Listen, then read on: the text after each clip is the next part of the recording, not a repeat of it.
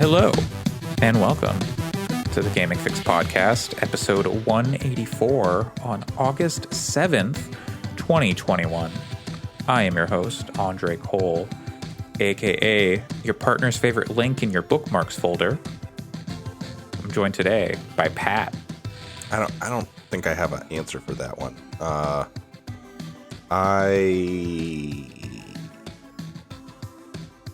guess it's probably like, let's see, what's in my bookmarks folder? Yeah, let's take a look. Do a dive. I don't really use my bookmarks folder. I'm not putting this on stream because I don't know what's in here. The Dianea House is in here. That's a good website. Does it still operate? No, it doesn't work anymore. I use it for like a lot of like if I see something, I'm like, oh, that'd be a good gift for someone. Then I like bookmark it, but then I never go back to look That's at my problem bookmarks. too. Oh, I got an Austin Walker soundboard in here. That's real good. Did you listen to Lore Reasons for Kingdom Hearts, right? Mm-hmm. That's okay. I think where this comes from. Okay, maybe like and then Riku shows up like that super long, like it's not quite a loop because it is surprisingly long, and like you think like, oh, it's a funny loop, and you're like, wait, this isn't a loop. Yeah. And then Riku shows up. I'm trying to see if Riku shows up as on this board. Our stream listeners get a good. There's a lot of him going, Fitty!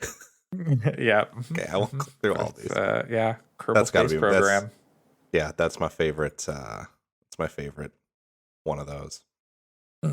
Yeah, that's a good one. Yeah, that's a good favorite book link in your bookmarks folder. Yeah. I've got this like I don't even know. I really don't know. Just there's like so many things that are poorly named because it's just like I don't know fudge_2.jpg. What's this? I don't know. What is that? I don't know. Let's find out. You sure you want to find out? Hey, I'm not streaming. I don't know where it went. It's my Twitch that's in trouble. It's not. It's ours collectively because I'm using our restream. So where did fudge_2.jpg go? There it is. Members web space has been retired. Well, take that off the bookmark list, I guess. Sorry, fudge_2.jpg. You didn't make the cut. Wow. Boomed. Hey, they let their web space retire. What are you going to do? But yeah, it's just us today. We're Alice and Alex are out this week. Sam wanted to join, but was unable to. But maybe next week. But in the meantime, we do have a listener question this week. This one comes in from a friend of the podcast at Lawmanade on Twitter. And Lawmanade says, I still need to know the best indies people have played this year. Gimme. Let's hear it, Pat. What are the best indies you've played this year? I haven't played a ton of indie games this year that I've been like, now this is good. Now this is pod racing. Yeah. It's not that I think it's been a bad year or anything, but like I guess Loop Hero was a big earlier one. I fell off that hard. Like I played real hard for like a week and then I stopped. That's how I am. That's how I have been with how I was with that. That's kind of how I was with Death's Door. I fell off that pretty quick. That's there's not been a lot of games that have really grabbed me and made me want to play through them. One of the games that I'm talking about today, I would say, fits that category. So talk about that soon. But yeah, I don't know. Part of it is how are we going to define indie? Like I picked up High Fleet because I want to play some of that. That looks like it could be really up my alley, but it also was published by Microprose, so I don't know if it counts as an indie game. Yeah, it was kind of made by one dude, I think, or like a few people. It wasn't just one dude, but small team. It's hard to say. So I don't know. Pokemon Unite. It's a little indie studio called Tencent made that. That one. So they're really scrappy. They're trying to make some moves. I was going to talk about this later in the podcast, but it's perfect time to bring it up. I finished Cruelty Squad this week. That's actually on my list too. Yeah. That is a real hell of a game. That game rules. I need to go finish it. I've only played about half of it, but it's just the end is really bizarre, like more bizarre than I expected. If you've been playing that game and you say that the end is bizarre, that means that it must be really fucking out it's there. It's just like where am I? Just kind of a departure from the rest of the game. It's very strange. Cool. And I streamed me playing through like the back half of that game, and friend of the podcast, Chris Edgerton, joined me in my chat, and I was playing through this like swamp level, and he was saying this is the wettest he has ever heard like a game try to sound. Nice. And it is just absolutely nightmarish sound design in like the best way. Like they went for something and they really hit it, but it's awful and like offensive in some ways, just like to your senses. Yeah, good. And I really appreciate how hard they went for their gimmick. Yeah, that game rules. I think when I finish it, it'll probably be on my list. Yeah, it's really something. And I played through Death's Door. It's fine. I'm not as high on it as other people. I enjoyed it, but let's see. Oh, Overboard. I like playing Overboard, which was that that's on my game. list. Yep, I haven't played it yet, but I like Inkle stuff, so it's one I want to get to. Let's see. Let me. Overboard. One Piece Pirate Warriors 4. No, that's Shores Unknown is in what's it called? Early access, and that's neat, like RPG. I want to play that game that just hit early access, but I don't want to play it in early access because I kind of want to play it once it's done. The Death Trash. Yes, Death Trash. That is exactly the one. Yep. Allison was talking up Dodgeball Academia, which I played like 10 minutes of earlier today, and it just wasn't like the right moment for me to play it. Sure. But I'm the way she described it was like Golf Story, sort of like a Golf Story style sports RPG, and it's like it doesn't play the same as Golf Story, but it's I guess the same kind of like you're doing like dodgeball to do other stuff, not just play dodgeball, I guess, maybe. Cool. And there's like a story and shonen anime inspiration. So thanks, Lawmanade, for that listener question. And if you want your listener question answered on air, if you head over to twitter.com/fyxpodcasts, you can get in touch with us and leave a question. We'll read it on air. Mm-hmm, mm-hmm. And with that, we'll get into our game talk. Pat. Game talk. Pat, what did you bring this week? Well, I guess I'll start first with the thing I was alluding to. Put up. This is going to be really janky for our stream viewers, but whatever. I've been playing a game called The Forgotten City a little bit this week. If you are not familiar with it, I was not. Sam was the one who turned me on to it. I saw it on Steam. This isn't early access, is it? It's no. Out? Okay. Well, no, because this is a game that is built off of a Skyrim mod. Right. So originally this was a Skyrim mod, and it was a really like acclaimed Skyrim mod among Skyrim players, and I can see why it would be. So they spun it out and made it its own game. Obviously, when it was in Skyrim, it was not set in Rome. It was set like in Skyrim. But they've kind of adapted it to being about our world and Rome instead of being about the Elder Scrolls world. And what essentially happens is like I'll be very careful about talking too much about the narrative because that's what this game really is. But you wash up on a beach and you actually get to pick a class. And the I don't know what ramifications that really has. There's like you get like, oh, do you want to be an archaeologist, which means you'll know things about ancient history? do you want to be an ex-military person, which means you'll have a gun with some bullets and stuff. And you end up, this woman beseeches you to go into this cave and find her friend Al, and you go into the cave and ultimately end up falling through a portal through time to this ancient Roman city that's kind of nestled in this crevasse and sort of locked away from society that nobody can escape. And they build their own little society there. And I'm going to talk like a little bit about the structure of the game. So if that's enough to make you like to whet your appetite, feel free to go in. I'm not going to spoil anything, but if you really want to go in blind, I would just say it's definitely worth your $25 to go pick it up. I think it's maybe a little short, but that's whatever. But once you get in there, you come to find out that the people who live in this city are subject to a golden rule, which means they cannot sin. What sinning is, it's like, who can say? They're still kind of not just like sure. Real life. Yeah, I mean, it's certainly not a Christian thing in this game. They use the word sin, but it has nothing to do with biblical sinning. Certainly killing people is considered a sin, and theft is considered a sin. Those are the two things that they know do. And if any one of the 23 people that lives in this city commits a sin, they all get turned into statues and die.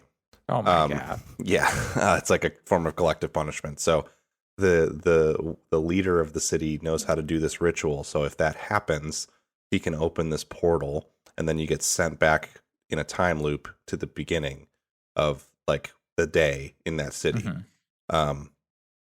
And basically all you can do is just like loop forever. And just be like, hey, wait, don't do that. That's a sin. Right. So that's the thing, is you have to try to figure out, the whole idea of the game is you've got these 23 people, and you know that one of them is planning on sinning, and you have to figure out who's going to do it and why they're doing it. And maybe it's multiple people, like it's basically a mystery. And you are you're looping it over and over to try to solve the mystery. And what it leads to is interesting stuff that is I don't think it's not like really an immersive sim. It doesn't have like systems that are quite that rich. But it's a fun adventure game because it'll have things like, maybe you'll figure out that there's, and I don't know how deep these get. They've been kind of obvious and not super satisfying to figure out in the early hours, but I think it's because they're just trying to really lead you along to help you get your head in the right space. But you might need like a certain object, and a character's like, well, I'm not giving it to you, but you could just steal it from them. And yes, it would trigger the end of the city, but then you have the item when you come back through the loop. So you come back to the loop then, and you don't have to steal it the second time because you went around.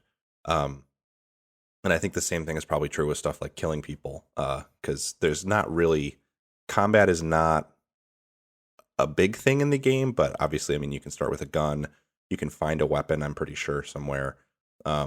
And so it's interesting to poke at the systems, and it really does, like, anytime this game clearly is made off of Skyrim. Like, it looks, the movement is very similar to Skyrim, and when you talk to people, it does a very similar kind of like zoom in to Skyrim. So when you open chests, it'll have like a big thing that says steal over money and stuff. And when you do it, as soon as you hit steal, this voice is like, the many will suffer for the deeds of the one. Then you have to sprint to the portal and get away before the bunch of shit kills you. This sounds very good, and it's another in a long line of time loop games that have been coming out in the past like 2-ish years. Yeah, and it definitely is, and it's a pretty good one, I think, so far. The thing that I've been impressed by is this game clearly was made by a team of 3 people, so like it certainly has, like, I don't want to say polish issues here and there, but like the visuals are not going to be like super crazy high quality. It looks better than Skyrim at this point. How clean are the faces? Very clean. There's not a lot of character to the faces, but they look fine. that's probably like the weakest part of the game visually, but it's not bad or anything. And the voice acting and writing is the thing that has probably been the most like sort of impressive to me, for being from such a small team, because it is the writing is very clever. There's a lot of good. I spoiled a couple in our podcast chat, and I don't want to spoil too much of it, but there's really good referential stuff in there to like real life and stuff. Like there's a character who's like saying like basically I don't trust the community to not fuck up, because come on, and you can basically be like, yeah, I know how that is. I lived through a pandemic. So there's good stuff like that in there. And the voice acting has a certain sincerity to it that I appreciate. Like it's not necessarily going to be the same quality of voice acting that you get out of, you know, a Skyrim or whatever, like a AAA game, but it's better than I expected, and the people who are doing the voice acting clearly are engaged in the material a lot, and they're able to sell it, I think, better than I would have thought. A cast of kind of what I'm assuming is newer voice actors would have been able to. So it's cool. It's a good game. Nice. I think it's worth checking out. Maybe it ends up staying pretty, like it's not super deep yet in terms of mechanics, and that may be the way it stays. But I think even just as a simple adventure game, even if it stays that way, it's pretty worth your time. Nice. That's The Forgotten City, only on Steam right now, yeah? I thought it was on, I think it's on console. Oh, okay. Sam is also playing it. And, Yeah. I believe he's playing it on PlayStation. Right. Okay, cool. So, I need to check that out. You'd like it, caught my eye on Steam. I was like, oh, this is interesting. And then people started talking about it, and I saw like positive buzz. I'm like, oh, okay, I need to get to that sooner rather than later. I checked, it had overwhelmingly positive Steam reviews. Which was like I think 98%, and it got a 9 on IGN, and 9.5 from Tech Raptor. Like people, 98% out of 875 reviews. So people seem to really like it. And you know, it's one of those. This team seems cool. They seem to be pretty smart, and they're. It's cool that they're such a small team that grew from a modding group. So definitely, I would suggest people pick it up because it's good. Yeah. They didn't want to have to port their mod to so many consoles with all the versions of Skyrim. They didn't want to put the mod on Alexa. They did what we always talk about, right? Which is, wow, Game Informer called it a narrative masterpiece. The story is good so far. I think they said the same thing about like Metal Gear Solid 2. So, well, then they weren't wrong. That's true. The thing, I lost my train of thought. No, it's okay. I think it's just cool that they did the thing that we always talk about, which is they made their own thing. So they didn't, you know, try to make some like Skyrim exe that fan recreation of Skyrim that Bethesda could shut down. Instead, they just, you know, made the thing. They weren't doing like that. We're remaking Fallout 4 or Fallout New Vegas and Fallout 4, or you know, right? Which is like, cool, and I respect that stuff. But like, if you are good at making stuff, make something, make yourself something. Get paid. Make something new, and if you make a Patreon for that or whatever, like, hey, go for it. And based on this game, if this team was like, hey, can you give us $5 a month to make our next game? I'd probably fund that Patreon for a year. You know, like this is really good. So. Cool. It's cool. You're also. I'm also back for blood. It's me. Who's Whomst's blood? Whomst's blood. Well, technically, I'm not the one back for blood. It's the zombies. It's zombies again. Back for Blood is the new game from Turtle Rock Studios, the original developers of Left 4 Dead, and also Evolve, the game that is near and dear to my heart, but was sadly the world wasn't ready for Evolve, and also it had some issues too. If that game had gone free to play like right off the bat, and they if they had beta tested that game and actually, but like with a They didn't try to intense, go so hard into the esports right away. exactly, that was a huge problem with it because balance was one of the major issues, and I think it could have gotten there if they had been more uh, they had put themselves in a position to be more agile with like making changes to like core features of that game. Yeah. Then it could have been good. But anyway, Back for Blood is their attempt at kind of rekindling the Left 4 Dead magic. And it is, let me be clear, it is Left 4 Dead. A lot of times when we talk about these kind of games being like Vermintide and stuff, taking a lot of elements. This game is made by the original developers of Left 4 Dead, and you can tell. This is like Harmonix losing Guitar Hero to Yes. like into Activision split or whatever, and then making Rock Band. Yep. And I think it's pretty good. Actually, Okay. like the beta so far, a lot of old school Left 4 Dead fans are saying it sucks and they hate it and they're canceling their pre-orders or whatever. And so I don't know what the reception is going to be when it actually comes out, but They'll come back. Like whatever. yeah, I think it's pretty good. Okay.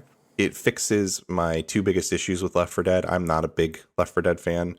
I think I recognize why people love those games, but I think the shooting in Left 4 Dead is pretty whatever. Like, I think the thing about it feels so much like Half-Life and Half-Life 2, and Half-Life 2 works because the weapons that it has in it specifically work really well in that specific kind of branch or whatever of the Source engine.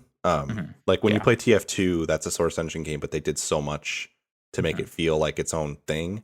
Whereas Left 4 Dead to me feels like a mod of Half-Life when I play it. Sure. And certainly a good one. I don't want to like imply that I think Left 4 Dead is bad or anything. But it is a very like it seems kind of bolted on or something. Yes, and I don't like the weapons in it at all, and that's a problem when the whole game is shooting zombies with the weapons. So I like the weapons in this game a lot more.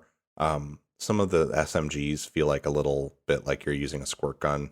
So those could be better, but like the semi-auto rifles just like pop pretty well, and they have iron sights so you can aim, which is a thing I didn't like about Left 4 Dead, that you couldn't do that.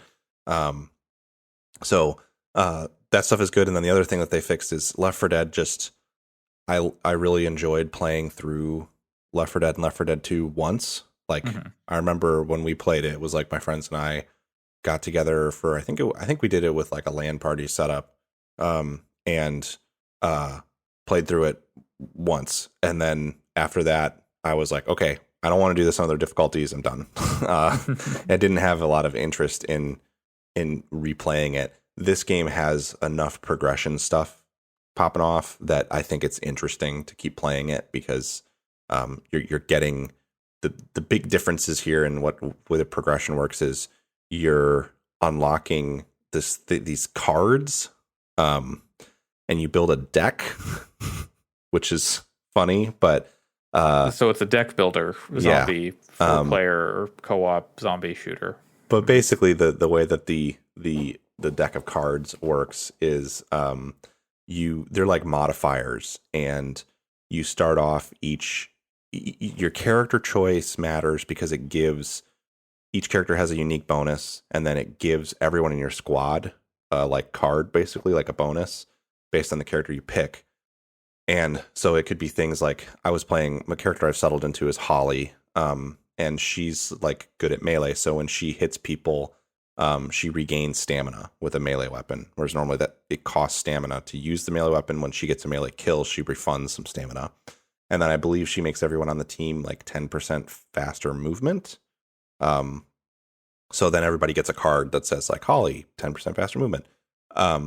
And then you also get a starter card, which I think is maybe always the same. Like the top card in your deck is one that you always start with, and it'll be something like, faster movement, more ammo. I'm looking on right now that when you heal a teammate, they heal for an additional 15 health over 30 seconds. Like all kinds of weird little modifiers at the start of every like map. And the maps are not as long as Left 4 Dead. That they're more like smaller, but there's more of them. at the start of every map, you get to draw a new card and pick one to put into your like hand of cards, and then that increases more modifiers. So all that progression stuff is kind of on the meta level, which gives you something or like a reason to play over and over again because you're leveling up the cards that you have access to, and they get kind of cool. So there's some cool synergies you can build and stuff. And then aside from that, I mean, it's very Left 4 Dead. The weapons are more that you can like put attachments on them and stuff, which is kind of cool. And in between each level in the safe room, there's a vendor you can buy stuff from using a currency that you pick up in the run. So it's not like a meta currency. It is like I have 1,500 copper, so I can buy attachments, and then you can also buy like group buffs and stuff like that. But yeah, ultimately it's pretty fun. I think I'd like to try to play through it on the higher difficulties. My only big concern with it is I don't know if how much of the game the beta is. We played through we played half of what was in the beta last night, my friends and I, in about an hour and a half, maybe. So I think like maybe 2 hours. So, you know, you could play through the whole beta in 3.5 hours, 4 hours, maybe on the base difficulty. And I think I can't remember how much the game is. I want to say it's like a full price game. Yeah, I assume so. And it's certainly like, yeah, it's $60 game. If what's in the beta is only like, or if it's like half or more of what's in the full game, I think. How many, like, is it like campaigns or like? Yeah, so it's 8 levels and they're arranged in a linear campaign. But once you've played through, I want to say once you played through any level, you can just start from there. And each level takes like 20 minutes or so. So now the way it looks in the menu is it really looks like they break the campaigns into acts. So they call like, this is like a specific campaign, and then it's like Act 1 and Act 2 is what's in the beta. So I'm hoping that maybe there's an Act 3 for this campaign, and then there's like one more campaign. Because then at least you'd be getting like 24 of these levels, and I think that's probably enough at launch. Like, but I want to say Left 4 Dead 1 and 2 were like 16 levels, like at launch, like 4 like kind of campaigns, or like 4 like and then 4 stages in each of those. And I think that would be like, I'll be disappointed if I pay $60 for this game and it's only got 16 of these levels, because Left 4 Dead levels also felt a lot longer to me than these have, and maybe I'm misremembering. But these are pretty snappy, which is good. I mean, it's fine as long as there's enough of them.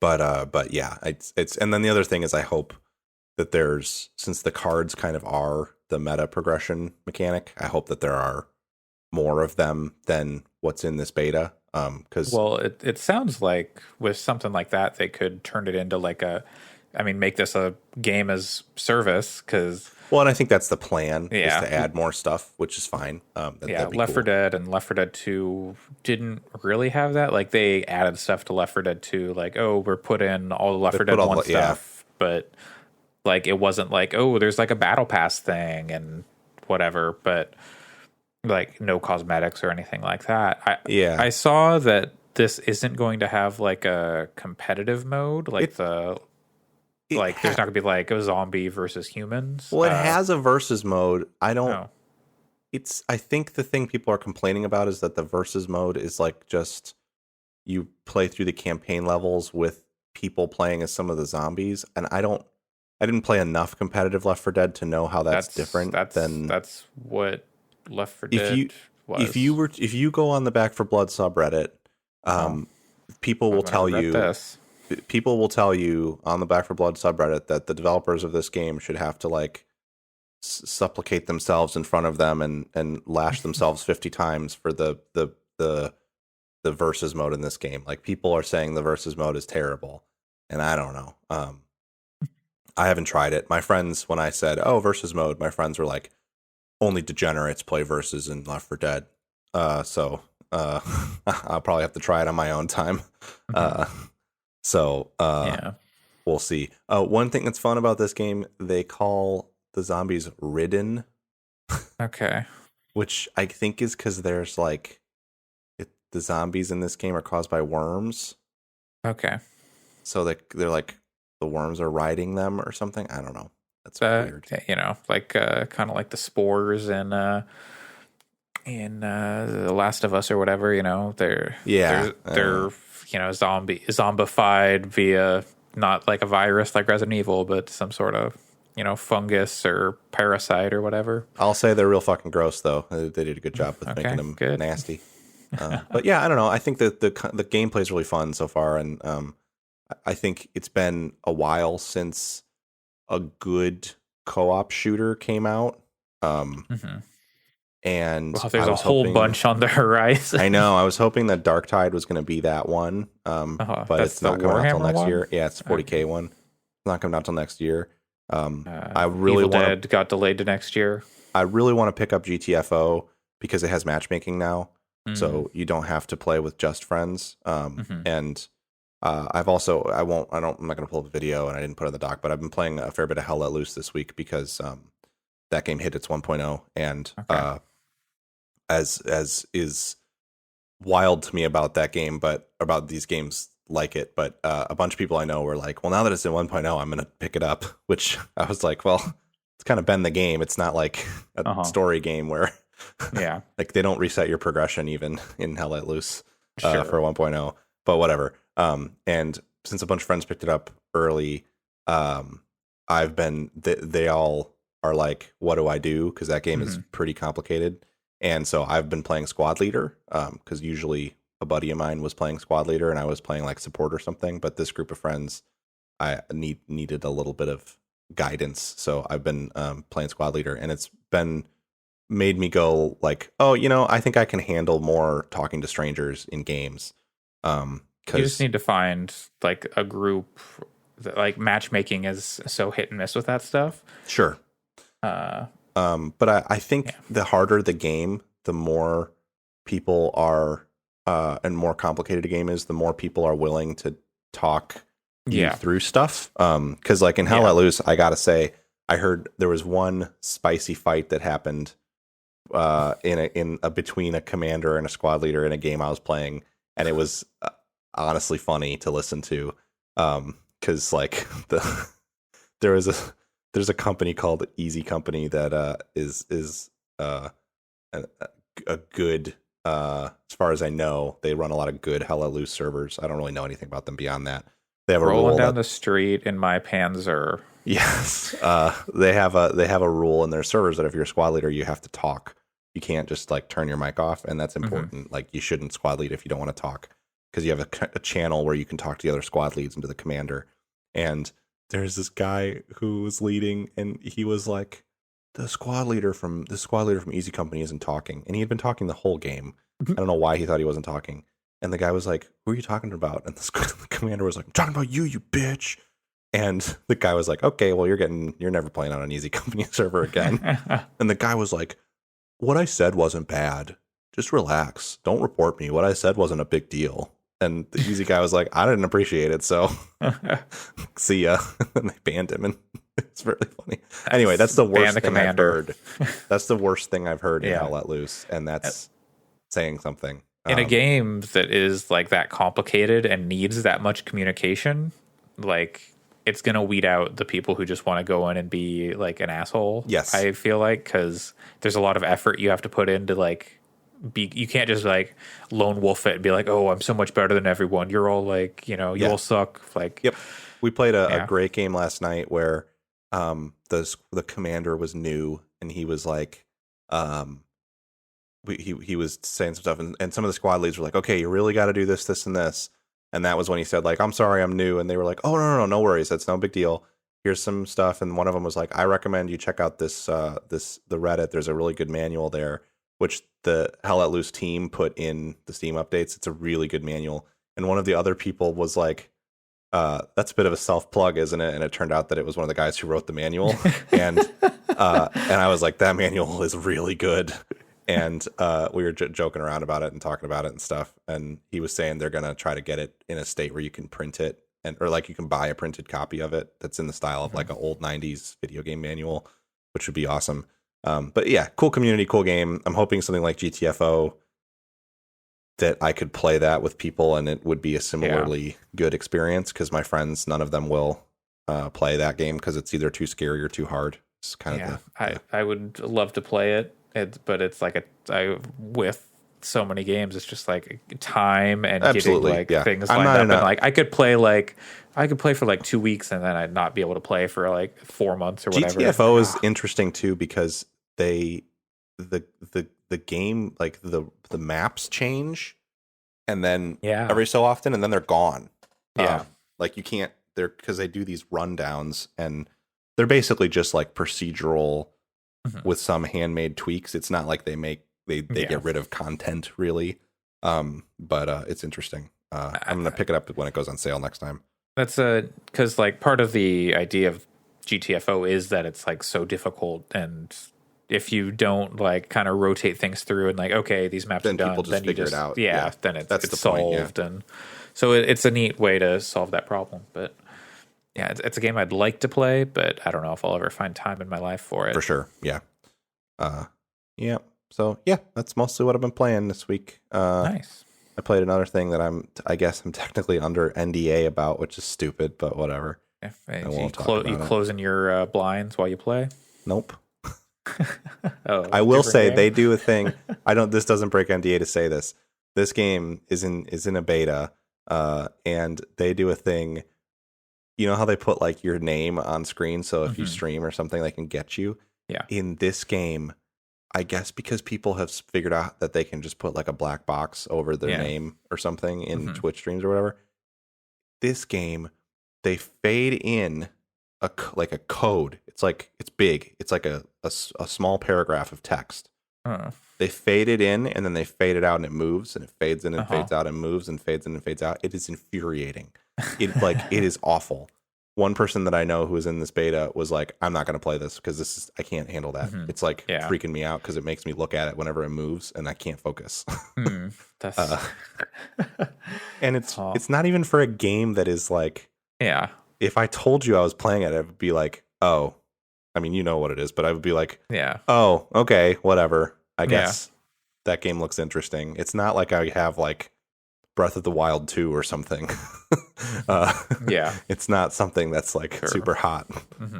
Or was it Crossfire, which is the one where you have to close your blinds. Like, I mean that one is like similar caliber. At this point, because that game's also been out. Like, I guess like not the new whatever it is, but you know, like that whole thing. Oh, if you play the beta, you got to close your blinds. Like, well, okay, fine. Oh, did they say that? That's in like the terms of service for the Crossfire beta is you have to close your blinds when you play the game if you're in a room with windows. That's very funny. Yeah. Well, my blinds are always closed anyway, so whatever. Yeah, exactly. I got these blackout curtains, baby. I'm gonna check out that Naraka Blade Point next week too. That's on PlayStation Plus right now. I forgot about that. Nope. What? Different thing. Oh no, that's the similar thing. Battle Arena Legends, Hunters Legends or whatever. Yeah, which is the most like free to play gotcha phone bullshit sounding name. Yeah, I think that game. I tried that game. I talked about it on this podcast. It was kind of fun, but it was also. I thought that was just. I thought just came. I thought that just came It's been in early access on PC on Steam for about a year. Not a year. 6 months, 7 months. I see. It is a little rough. I don't know. Maybe it'll grow into something good. I like the idea of it conceptually, but yeah. Naraka Blade Point is similar, but I think it's a little more honed and polished. And so I'm interested. We'll see. Okay. That could come out and suck, but I heard good things about the beta for that game, whereas Hunter's Arena Legends, people were like, what is this? Also, they do things like, I mean, they're a small team, so I'm not trying to bag on them hard, but Hunter's Arena Legends was like, if you stream the game, you could win like $100 Costco gift card or something like that. it was weird. This is Amazon like gift the card or most. something. This is like a free to play mobile gotcha game. It was What? so weird. It's not free to play either. I, Like it's on but PS it's Plus, on, yeah, it's but but it is going to be like on 20 PC. It's bucks or 20 something. bucks. You Yeah, have to. It's still 20 bucks. It's weird. It's funny. Okay. I hope that game gets like picks up and is really good because the concept is cool and I liked what I played of it to an extent. I just don't think it was like, this was worth 20 bucks to see what this thing is. What a weird idea. Not actually something I want to play for a long time. Whereas Naraka Blade Point, I don't know, looks cool. Okay. Well, on the topic of betas, I have been playing a beta this week. I got into Splitgate after seeing some people talking it up. I gotta play. Have you played it? I haven't, but it's on my hard drive. Like I just haven't gotten around to it. We gotta play together sometime because this game is I was like, I haven't watched anybody playing it, mm-hmm. and then people were saying it's cool, and I was like, I don't know if I want one of these. And then I finally saw like someone put down a portal and shoot someone through the portal from behind them, and I was like, oh my god, that's fucking awesome. Yeah, so Splitgate, basically the meets is this game is like Halo meets Portal. It sounds like maybe we need a good Halo game this year because there won't be one. I haven't looked into it. Seems like people, I don't know, there have been people on both sides of that, so I have okay, that's good to hear. I've only heard two people say it's bad, but I saw mostly positive positive sentiment on Twitter, at least that I saw, but who knows? Splitgate. This game is very very Halo in a lot of ways. Like the weapons are like facsimiles of Halo weapons. Like there's less polish on them, but you've got like your AR and your battle rifle and like your carbine, like your single shot weapon. You've got a rocket launcher, sniper. You've got like a gravity hammer equivalent called the BFB, the big fucking bat. That's cool. Knowing that really helps me because I sort of thought this game was like more like an Unreal Tournament thing. No. I didn't realize it was like a Halo. No, this is just like, this has like basically Team Slayer. It's called Team Deathmatch, but it's Slayer. It's got SWAT. It's got King of the Hill, Oddball, VIP. Because the concept of like the portal stuff seemed too, for a UT style game, I don't think I could handle it because that's moves so fast. Yeah. Like looking this game at moves this but it's like it's Halo pace, which is a lot slower than. Yeah, it moves quick because it's got the portals. Yeah, really. So around the level, much like in Portal, there are walls you can shoot and surfaces you can shoot portals onto, and there are other surfaces that you cannot shoot them onto, and like the surfaces you can shoot portals onto are like kind of like a blue metallic like hexagonal pattern on them, and then you've got a blue portal and like an orange portal or whatever color, and so everyone has these portals and you can run through any like set of portals, but you can only see through your own.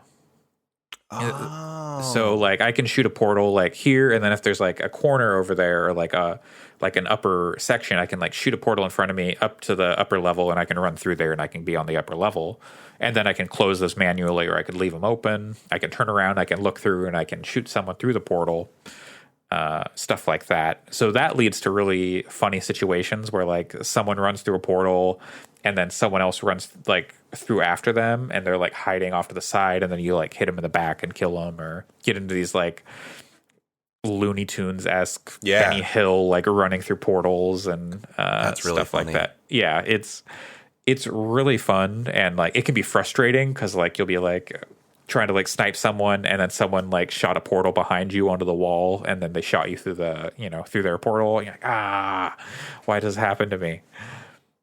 That's cool though. Yeah. When I remember this game when it was in much earlier beta, like you've been able to play this. People have been able to play this game for quite a while. Yeah. And I just got it this week, but yeah. And back then it didn't look very good. It was very rough looking, but now it looks like it's much more like there's a lot more polish and like it's a little more ready for prime time. Yeah, which is cool.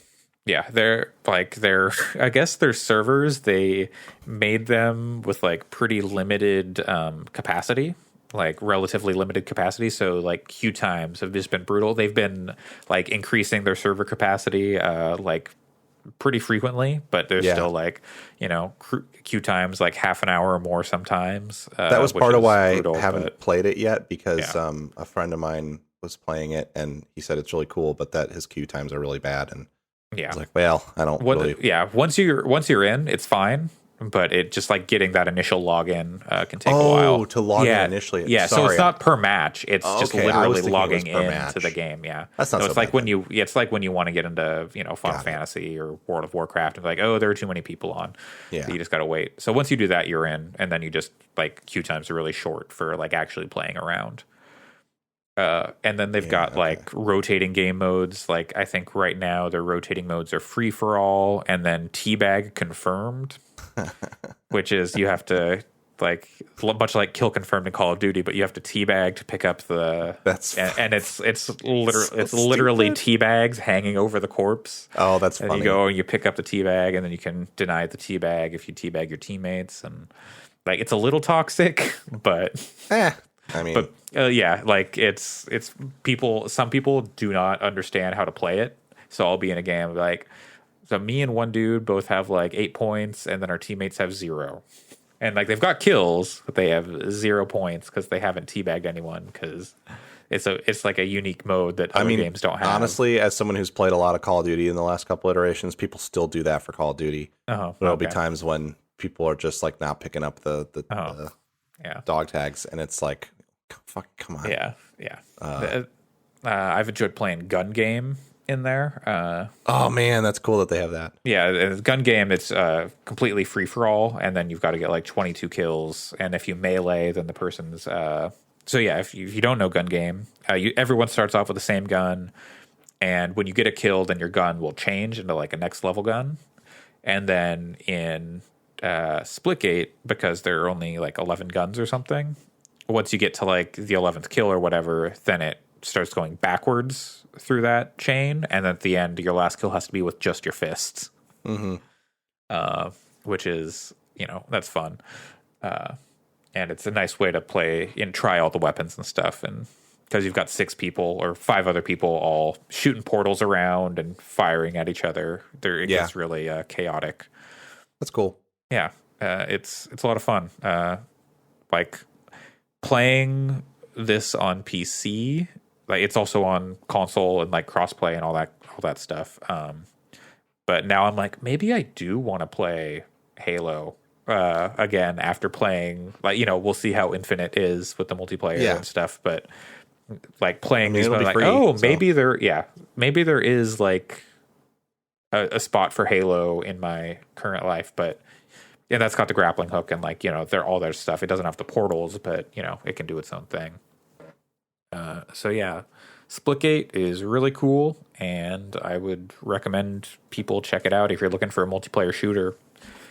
Yeah. And we should definitely play together sometime. Absolutely, yeah.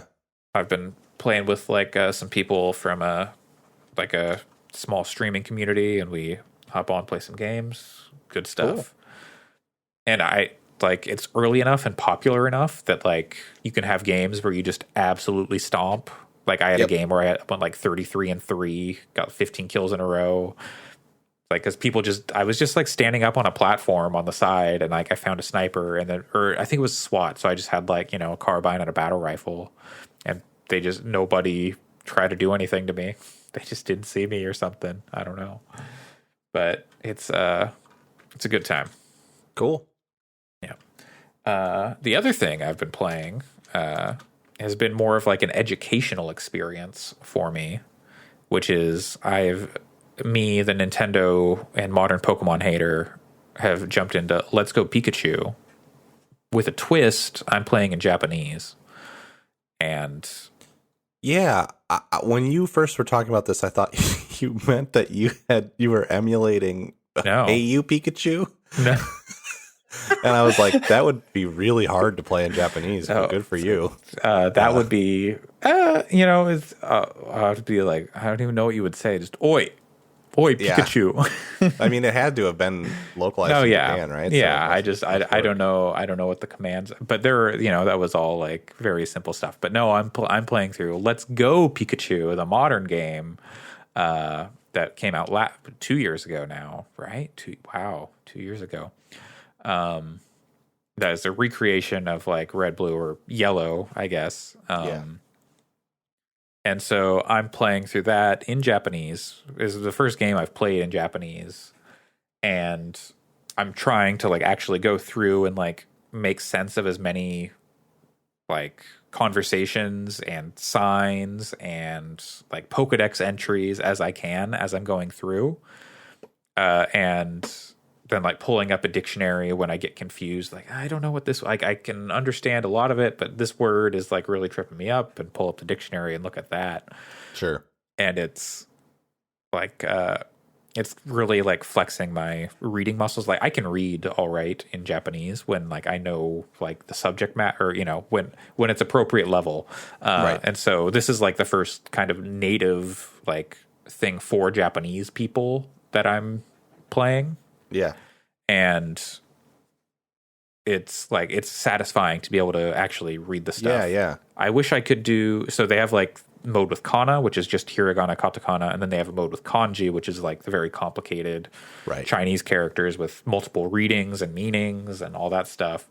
And I want to play with the kanji, but I just don't know enough, and they don't put like the reading of it over it, which some games do. Like I think Dragon Quest IX, which my girlfriend has on 3DS, like has the furigana, which is the reading of it. Mm-hmm. If they did that, I would play with the kanji, and that would help me out so much with the meanings, because I'd be like, you look up like there's a lot of homonyms in Japanese, many homonyms, and so like what happened was the perfect encapsulation of this, and I have this in a YouTube video that I'm going to put up, is my Pikachu leveled up, like level 10 or something, and it learned a new move, and it's called Nidogeri.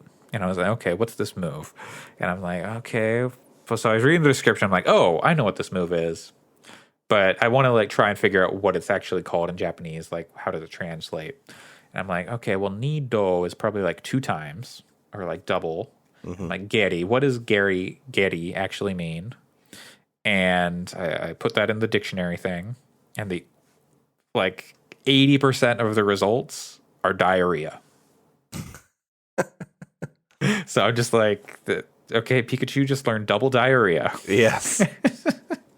And it did not have the actual it did not have the actual definition. It's double kick, but it did not have like kick anywhere on this dictionary page. So I'm just like, I can read the description and understand enough of that. Like the first thing is says like it uses its 2 feet or 2 legs, but just double diarrhea. That's okay.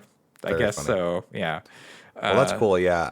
I learned a lot of vocab from playing Pokemon games when I was a kid. I knew how to read by the time they came out, but I remember reading them gave me a lot of vocabulary practice. So like I don't know how well I'm retaining stuff. Like there's certain words that come up a lot where I'm like, oh, okay, I can remember this.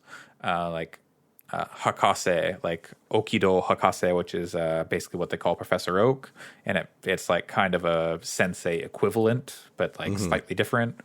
And so like learning stuff like that, and then like because it's all kana, I'm like, the ha can sometimes be wa, which doesn't make sense, but they do it that way. Wah. Yeah.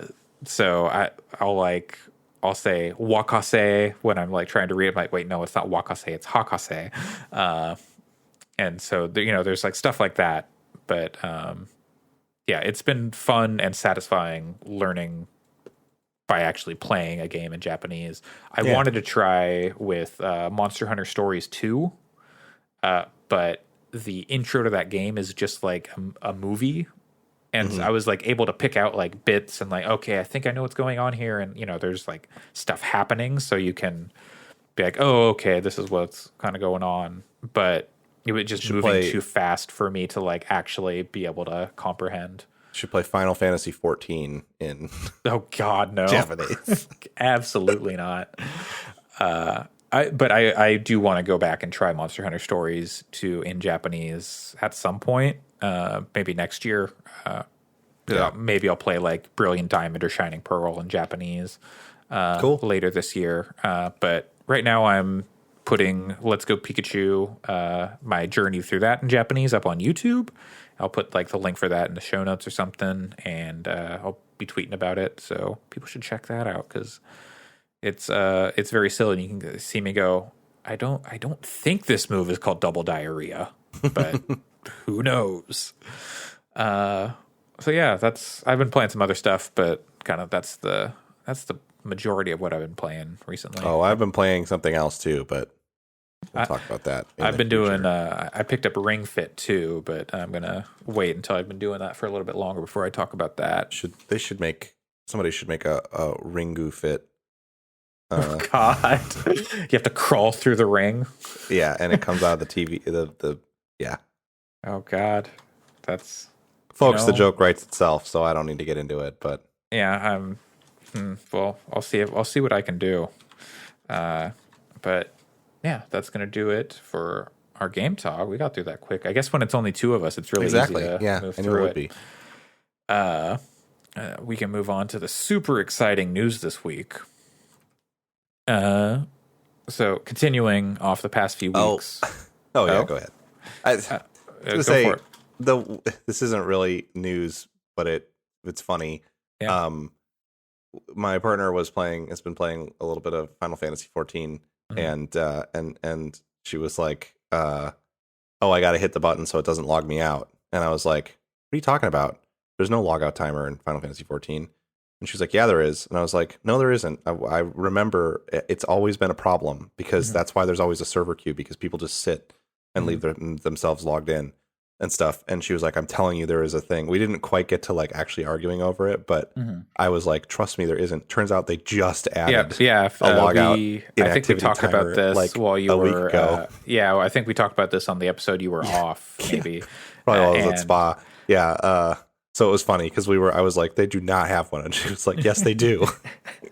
And then I was like, "I'm going to Google it," and then I Googled it, and they have. Yeah. Yoshi P was like, people were like, "Oh, I guess I'm going to log out to like clear the servers to like be nice, or I won't eat and like watch people walk around Limsa Lominsa." And Yoshi P was like, "No, you don't have to do that. Like, it's part of role playing. Like, we know, like, it's important to like just if you need to chill out to like get your head ready for like doing difficult end game content, we understand that. Yep. That's okay. It's just to stop people from idling for too long." Yeah. And like it was very like Yoshi P seems like he's a good dude. It like cool person, actually plays games and understands like. It was when A Realm Reborn launched, it was a nightmare. I remember we used to have to go. I had to shut my PC down because I played on a laptop. It was before I had a gaming PC, and so, but like when I was going to have like a full day to be able to play, I had to basically set up the login queue the night before so that it could sit in the 6-hour login queue while I went to bed, because it was so congested and there was no inactivity timer. So people would just, because it was so bad, people would just leave themselves logged in all the time. And I think that's sort of also what fostered because at the time they were like, "Could you please log out if you're done playing? Because it helps." And so that's probably why the community has that mentality now. Yeah. And like, they're definitely going to, like, this isn't a permanent thing. I believe they've said it's like a limited thing. Well, like interest is super high, and they might bring it back for Endwalker for a bit. But this is a roundabout way before we get in the news, since our game talk was fast, for me to quickly hit on. I think it's very funny that there's a huge exodus of WoW players into Final Fantasy because like my partner's enjoying playing Final Fantasy and stuff, but and I love the game. Obviously, it is so incredibly different from WoW. So I do think that there's going to be a lot of WoW players who come to it and they're like, "Why do people say this is such a great MMO?" Because I think it's a great game. It's becoming one of my favorite games, I don't know if I think it's a great MMO in the like traditional sense, because it's so much of it is a single player game where you have to queue up for dungeons now and then. Because it is just like the the pace and the way that the game works is so incredibly different from something like WoW. And like there's not the same kind of like in WoW you have to go like, okay, I need to do this raid because I need this piece of gear and this boss drops it. So I need to run this raid every week with my character to try to get that piece of gear. Whereas in Final Fantasy, it's like, even if you get to the end game, it's like, well, I want this piece of gear, so I'm gonna grind out these like pieces of currency to be able to buy this thing that then will let me do this. I don't know. It's a very different. Turn my head into a frog. It's a very different game than something like WoW. So sure. I suspect that a lot of the people coming over will be like, oh, this is not what I was sold on. Are people doing?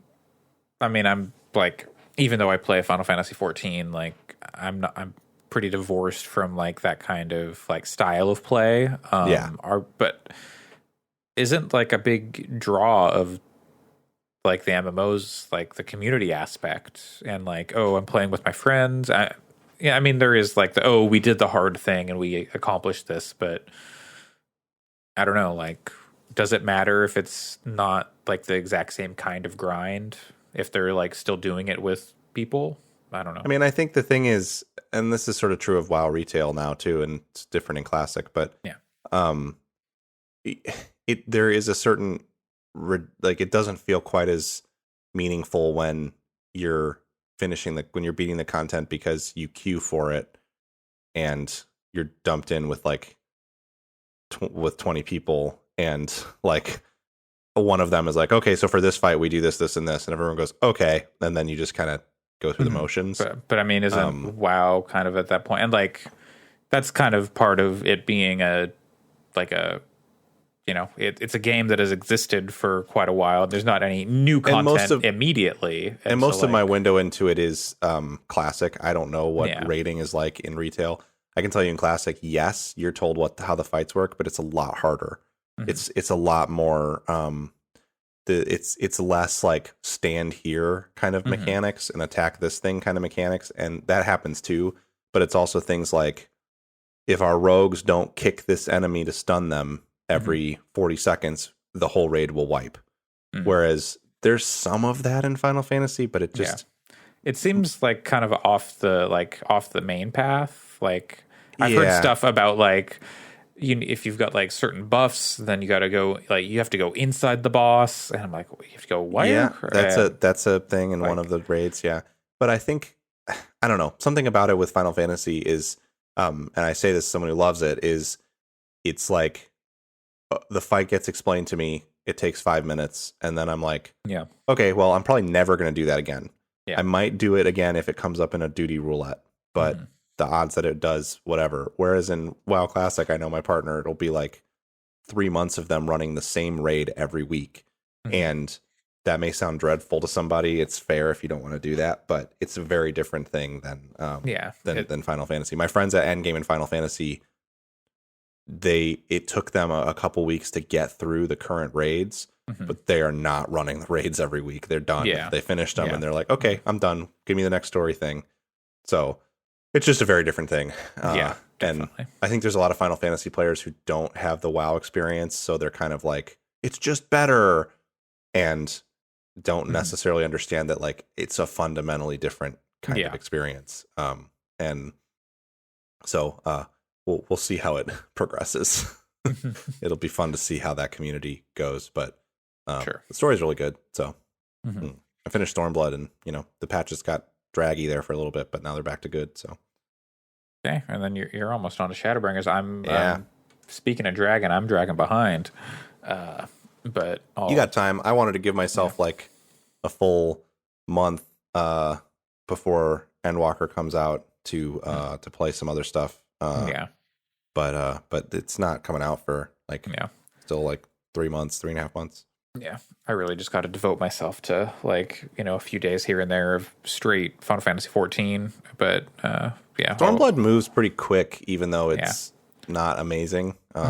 So yeah. Let's see. Yeah, I think I'm in Wano now.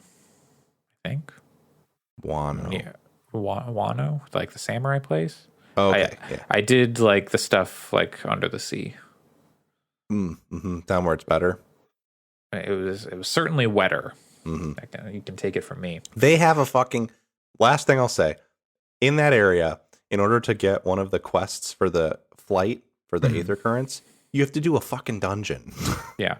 Yeah, that's. Like, I feel like that's been in. I don't think there was any of them. I don't think Heavensward had anything like that, where you had to do a dungeon to get a flight point. I think there was in one of the areas. Maybe that's.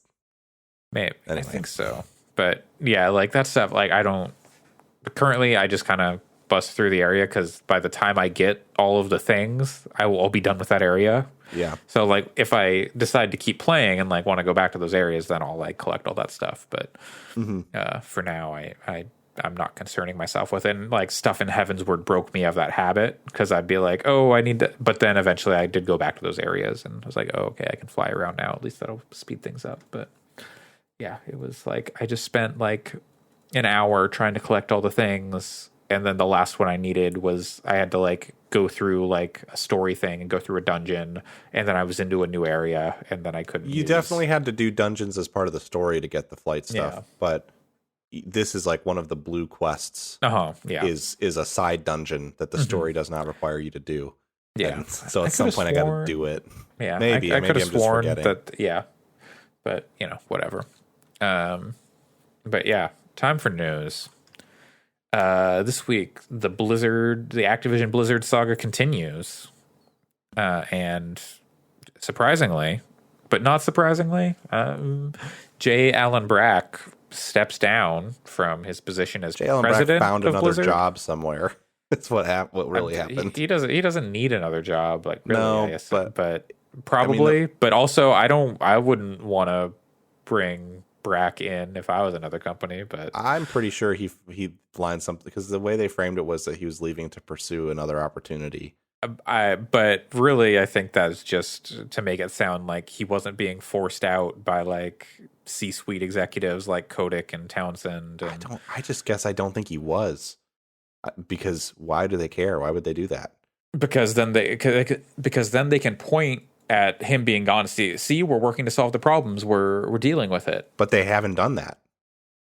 Instead, they were like, they didn't mention the issues present like at all when in the statement about him leaving. Yeah, but they also don't want to like draw more attention to it and stuff. But that that is a thing they can like point to at least internally, and and like the perception, because that was my first thought was, oh, this was like with the timing and everything, like this is a decision from like up top and like him being forced out. Like I'm sure it worked out well for everyone, but I would bet he's already got a new job, and I bet it has nothing to do with video games.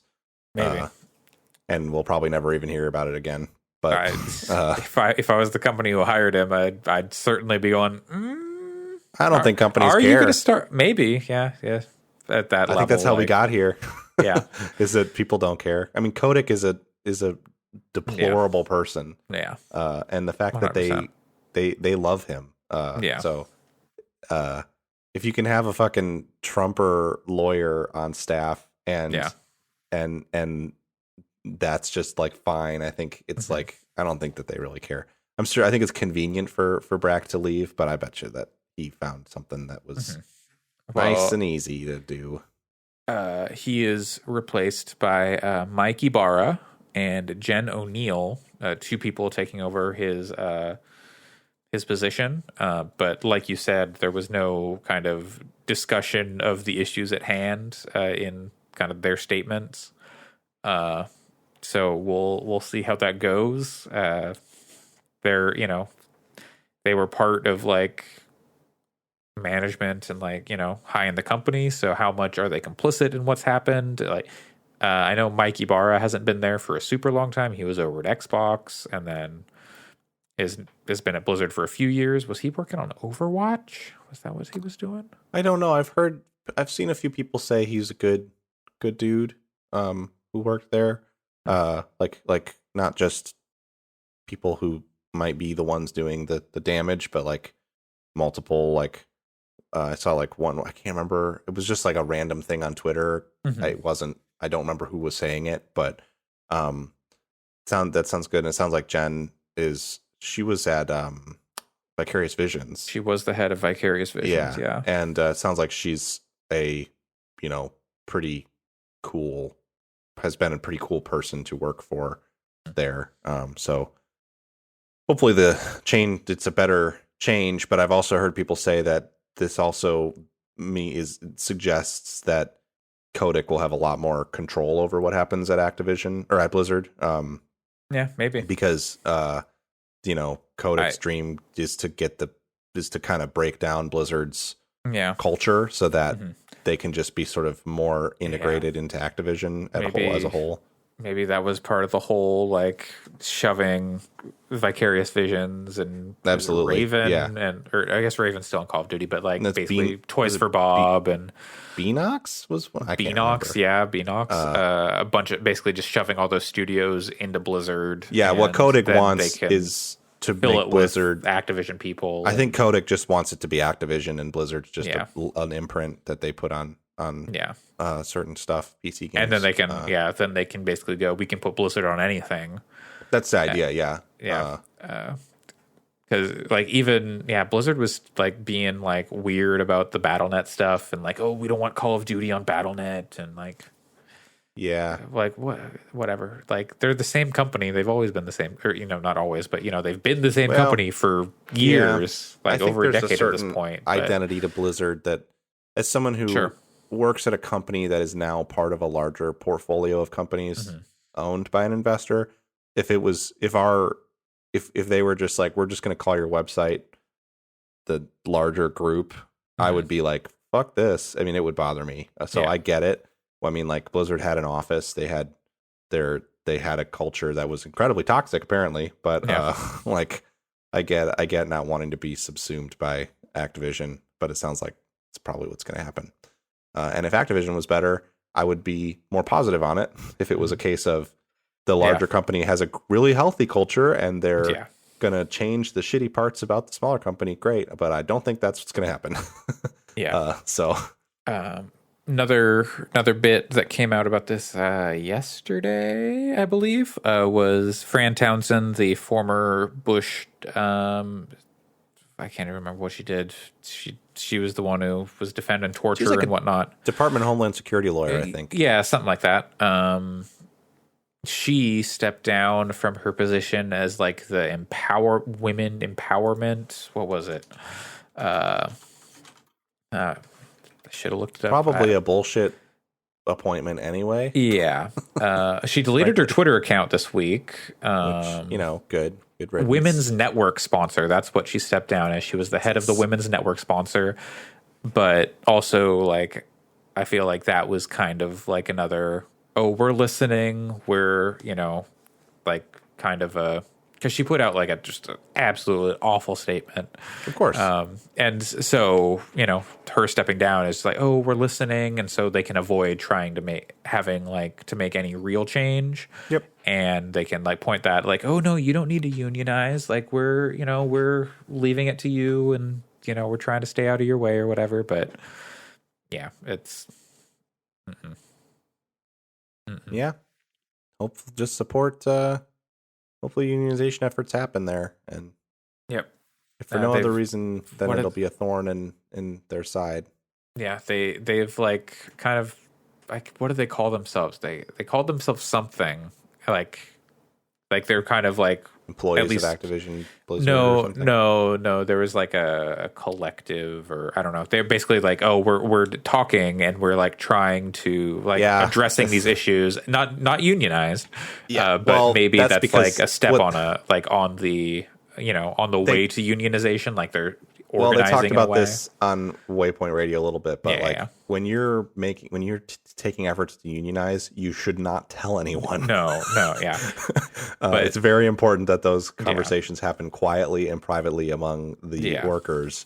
and so it does not get back to management, who will try to undermine those efforts. You do not have to you get to present your unionization vote without there shouldn't need to be a public campaign for it. And if you're a reporter, you shouldn't fucking ask, because it hurts unionization efforts if the person has to then answer a reporter's question about it.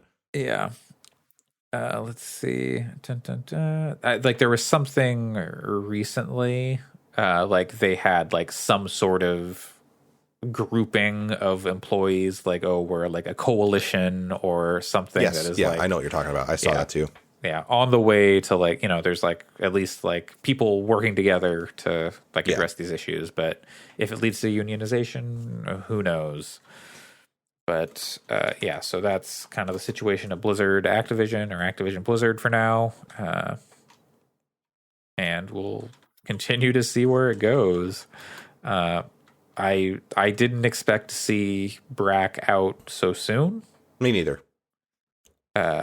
Which is the only reason that like the timing of this is all like really weird, which is the reason I'm like, I don't think he's like actually going on to like a new position right now. I think it was just to be clear, I don't think it was a planned like I think it's probably that it's pretty easy for someone like him to find maybe consultancy work or something, Yeah, maybe. I think that he to clarify, I guess, I think that the reason he's leaving is because of all this stuff. But I also think that he found another job quick, and so it was convenient for him to leave. It's not a like situation where he's like, it's not a like he got fired. It's more like, you know what, I can just leave, and that'll I think maybe if they wanted to do like the PR, we're fixing things, they would have made like a more of a public show about it. But yeah, it's hard to say. But it's also important to remember there's a lawsuit tied to all this, so a lot of these public maneuverings are about minimizing damages for them to in the lawsuit. Definitely. Which sucks, by the way. That's not a defense of what they're doing. No. It's bullshit. Yeah, it's trash. But our next news story is about everyone's favorite conglomerate, the Embracer Group. They're embracing even more studios, including. So I guess I don't even know. Like, this story was weird. It was on Video Games Chronicle. A lot of like, didn't they already like get Coffee Stain, and like some of these things seem like kind of like ancillary. Like, yes, we got Coffee Stain, so that means we got XYZ. Like, I think so. Yeah, Ghost Ship Games, makers of Deep Rock Galactic, and 3D Realms, makers of Duke Nukem. 3D Realms also a place that had some rampant shittiness recently that I feel like everyone forgot about. Because like no one thinks about 3D Realms, because what do they do now? Put out things like Ion Maiden and be transphobic. Oh, were they were Ion Maiden? I think they were. I think I'm. Yeah, no, that sounds right. Yeah. And like I think that's because Gearbox owns 3D Realms Ion or Fury, some way. Ion Maiden. Because they had to change the name because Iron Maiden sued them. Ion Fury was not developed by 3D Realms; it was published by them. Okay, but I want to say they were the ones who were saying the super transphobic garbage around the release of that game. I think that was the developer, or at least we're supporting the developer. I don't remember. Yeah, it's a whole. Surprise, surprise. The creators of Duke Nukem are not. But even like, are the creators of Duke Nukem there anymore? Probably not. I don't know. It's hard to know. And actually, Duke Nukem for being what it is has a lot of satire in it. So yeah. Oh yeah. No. Who knows? I wouldn't be that surprised if the people who are directly involved in Duke Nukem are cool at this point. But yeah, I don't know. It's all these like Embracer Group buying all these studios is certainly not as bad as if they were all being bought by a hardware manufacturer. But it also is kind of like But again, I think indie anymore. Yeah, I think a lot of these were like, I guess it's like finalizing deals that because they were like subsidiaries of other companies they bought, and like so making that official. Maybe they had to like come to an agreement or something with these studios. I mean, it's probably also that the studios had something in their like purchasing contract with the parents that bought them. That's like, hey, if we get bought, you get to choose if you want to go with us or not, kind of thing. Yeah.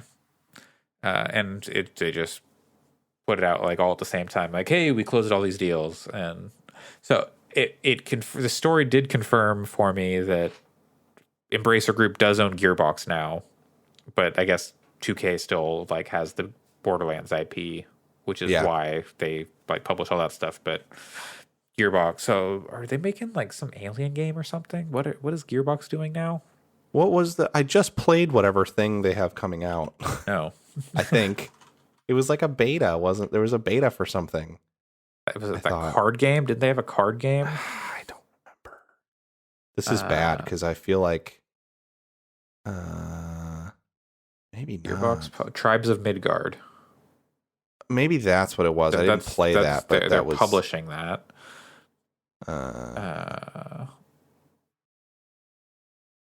World of Warships Legends? No, I don't think I played something of theirs. So they're publishing. They have Tribes of Midgard. Tiny Tina's Wonderlands game coming, yeah, but that's a Borderlands thing. Yeah. So that has to be under 2K. So I don't know. That's weird. Well. I don't know. That's weird. Yeah. Embracer Group. They're getting bigger and bigger. I worry about that because sure. A lot of these companies, a lot of these investment groups that buy these companies are like just trying to pan for gold. Mm-hmm. And as soon as they hit it, like everything else is in the trash. Well, and video games, they're too late, I think. Like COVID is people are going back out into the world and stuff, whether they should or not. And I think part of the reason there was like I could see being like, well, during COVID, it makes sense to invest in a video game company because everybody's stuck at home. But I don't know. I guess. Are you the one who wrote this Washington Post article op-ed about how sorry Nintendo and PlayStation, or sorry Nintendo and Sony, we're done with games? Oh no! I mean, well, no, obviously, I don't think anybody's like done with games. Yeah. But I guess my point is, the timing for a lot of this stuff is like, I don't know. There's gonna be the big Sony games next year. And then they're going to be back on a kind of more normal release schedule. I guess I don't know that it feels like about a year too late for a lot of these studios being like huge, like really solid financial investments. Not that I think that the studios are going to be in any kind of real trouble. Yeah. In particular, I think that their games are good. A lot of these studios make really good games. Yeah. And that's fine.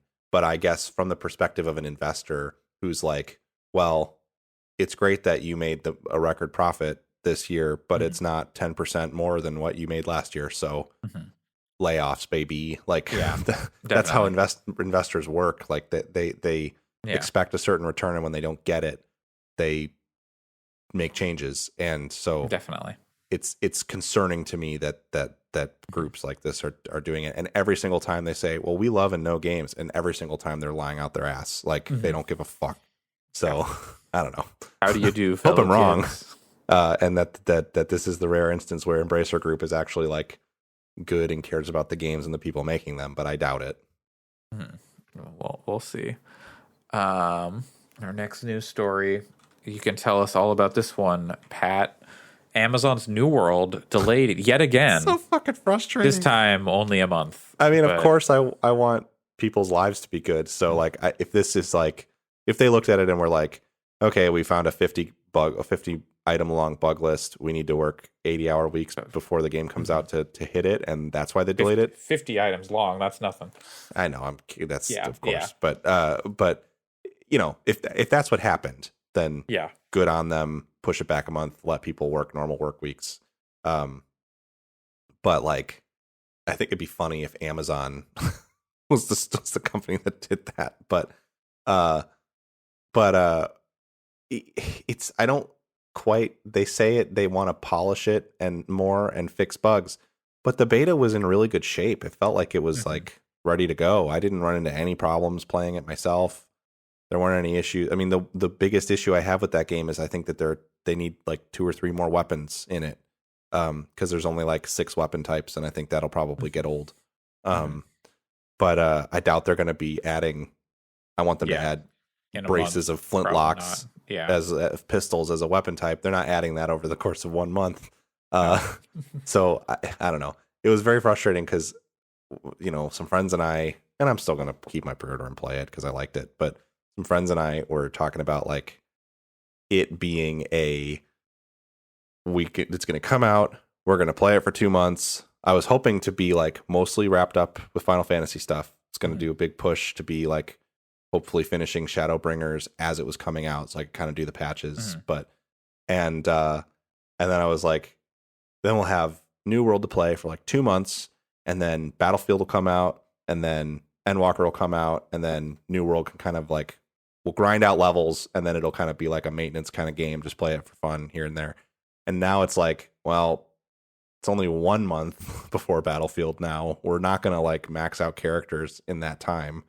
So some people I think are just going to bail on it because it's like, well, there's Battlefield then Endwalker. So it's a bummer, but hopefully it's for the right reasons. Yeah, definitely. It is. This game is so many delays, and that it's like it's as soon as it's almost here, just one more. I also think it's this isn't anything against them if they needed to do it to improve people's lives, but it's kind of irritating that to get into the beta you had to pre-order it, so they got everybody to pre-order it, and then they're like, "Gotcha, 1 more month." But I mean, then you could cancel your pre-order, but they don't still. charge you until they ship it or whatever. So well, no, that's how if you bought it on Steam. Oh, I paid for it when I bought right, it. Yeah. Same thing if you bought it on Amazon. Actually, I think it's just really because I saw a Steam key. Maybe not. I saw people maybe because for the beta, but I saw people saying for like Back 4 Blood they like pre-ordered on Amazon and then they could cancel, so they didn't like get charged or anything. Yeah, I don't know. I didn't pay shit for my Back 4 Blood beta. They just sent me an email. Or it might have been like a $5 pre-order that you could cancel. Or something. I don't know.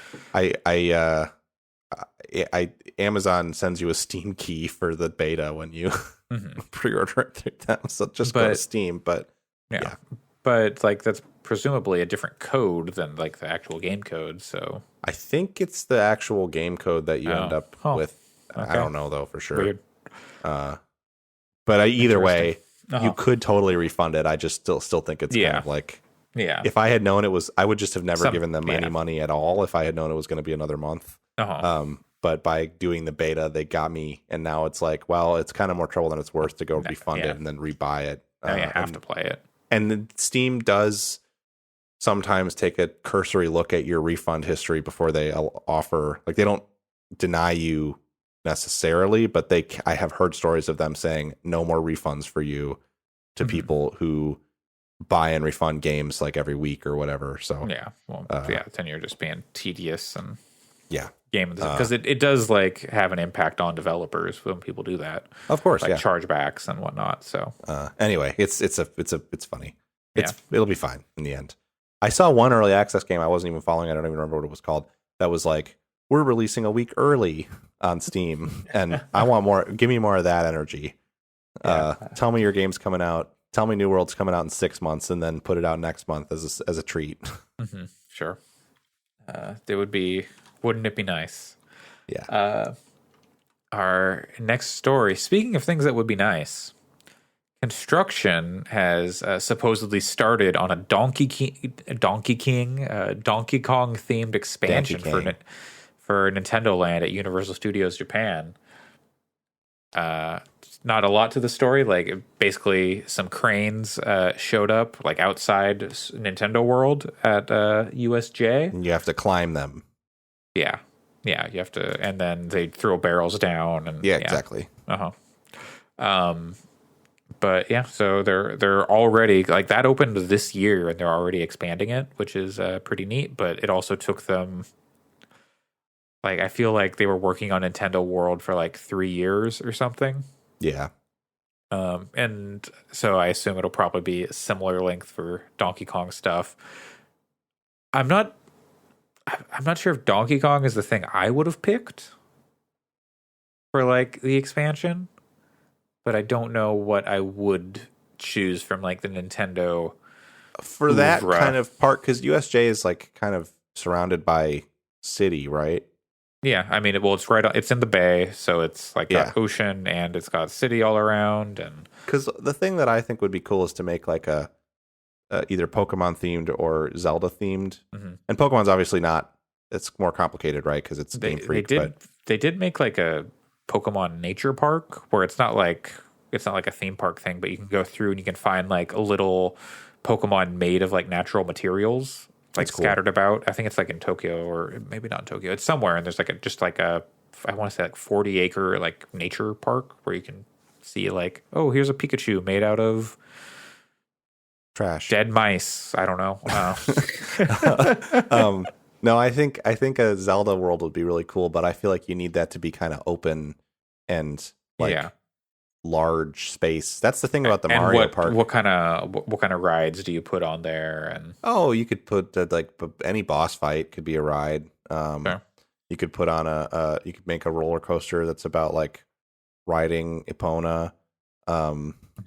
You could do there could be some music stuff there. Mhm. You could do like I don't know, Hyrule Castle could be a dark ride. Mhm. There's a lot of stuff you could do for that kind of Sure. place, but I think the key would be that it would have to feel like you're adventuring around it. Yeah. And if it's condensed into a like, you know, football field sized place, then that's less exciting. I mean, they do some like fun stuff, like the Harry Potter world. They've got like stuff where if you buy a wand, of course, Oh, yeah. then you can Yeah. like wave it around at like certain things, and like stuff will happen. Or in the Nintendo It's- world, they've got like I think a bracelet, and then you can use the bracelet to like activate. Like if you punch a coin block, it'll be like bidding. yeah. And So stuff you're saying like you that. buy a sword in the Zelda Uh-huh. world, and Yeah. whenever you and you slash hit bokoblins, and by bokoblins, I do mean children. the people who work at the park. Oh, okay, yeah, sure, that too. No, I mean I'm very glad I've lived for that shit. I'm very glad that I If they just went to gave you, Harry like- Potter World before it was J.K. ruined, but Rowling's yeah. ruined it for me. Man, if in Zelda World, if they like you went to like the food stand, they're just like, here's a big hunk of meat on a bone, Yep, there you go. or just like they just like throw all the ingredients in a pot, shake it up, and then give it to you. Yep. It's similar news. Did you see the pricing come out for the Galactic Star Cruiser for Star Wars? No, That's like their hotel experience. oh They're right, $5,000 for a weekend. Uh, for how many people? 2. It's actually a little bit less per person. Obviously it's less per person, but it totals out to like $5,000 no matter how Uh-huh. many people you take. Mhm. And they clearly are setting it up so you could not take friends that are adults to make it cheaper. It's like it's like you either are taking 3 adults and 1 child, 2 adults Uh-huh. and 2 children, or 2 adults. That's it. Those are the options. And I think if you were like, well, we have 4 adults, they'd be like, well, you'll need 2 rooms then. Sam is my dad, and Allison is my Well, the mom, reason they can and- enforce it, I mean, as someone who's gone to many conventions, they try to enforce it and say, no, only 2 adults per room. And then you just say, of course, only 2 adults per room. Could I have a cot though? And then everyone else just like, Mhm. you just work it out and share room keys Yeah. and stuff. But this place, you're going through like an admissions gate into the hotel. So Mhm. you can't like slide in afterwards and be like, oh, I'm here to see my friends who have a Mhm. room, because they won't let you in. Mhm. Because they essentially like, they don't lock you in, but they essentially like you They lock board, everyone else out. basically. And like I think you could probably go outside in an emergency, well, obviously an emergency, or if you were like a smoker or something, but Mhm. it's definitely designed so that you're immersed and you don't leave. Okay. So $5,000 is just like fucking, guess I'm never doing that, because Yeah. I cannot justify $5,000 for a 2-night stay in a hotel. Yeah. I mean, that includes your park admission and like but and food like, and stuff. Yeah, presumably like some sort of all inclusive type thing. Yes, but still, Yeah. even given that, 100%. I mean, it's even if you say generously, okay, $1,000 for my partner and I to get park admission and pay for food for the weekend, which is crazy because it would actually be like $500, but whatever.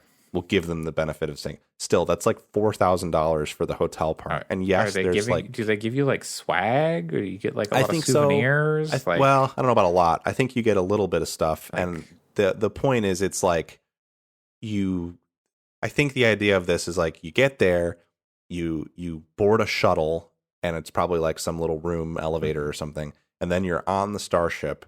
And while you're there, when you go to eat, for example, it's actors that are bringing your food and that are like, pretending Dexter Jetster part. Yeah, for sure. And that kind of stuff. They're playing jizz music. Yes, there's a lot of jizz happening in that hotel. Jizz everywhere. Twi'lek's dancing on the table or something. And there's yes, it's definitely an adults only.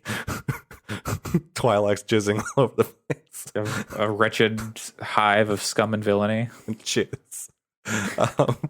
Anyway, it's like you'll be in your room and you'll get an alert that's like, holy shit, there's Imperials breaching the place. You got to go over there. And then they hand you a blaster and you shoot at people and stuff. Like, it's got like immersive experiences going on. And it's probably stuff they're rotating in and out. So when you go, you're like, oh, this is what happened on my trip. And I go, oh, this is what happened on my trip.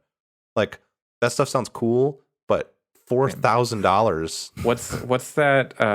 What's that thing they have in New York where you go into like an apartment building and it's like a theater thing and like every floor has like different stuff happening? Why can't I? I've always wanted to go there.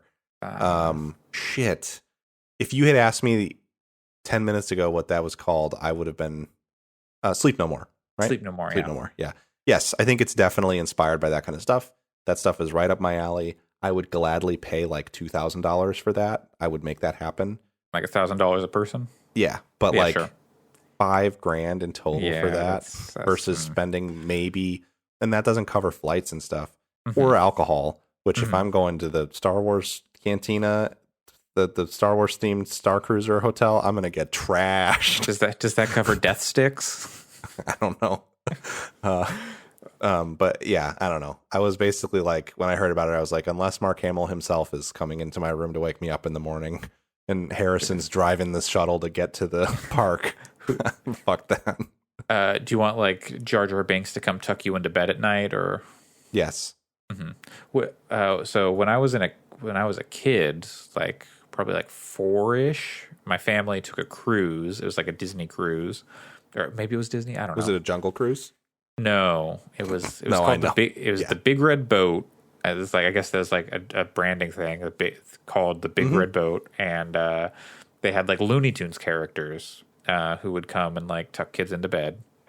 And I don't remember who I wanted, but it was not who I wanted. I feel like Bugs Bunny came, and this Bugs Bunny terrified the living shit out of 4-year-old me. He was like the I'll fucking do it again character. Big Chungus walk into my room. And I was like, oh my God, it ruined my night.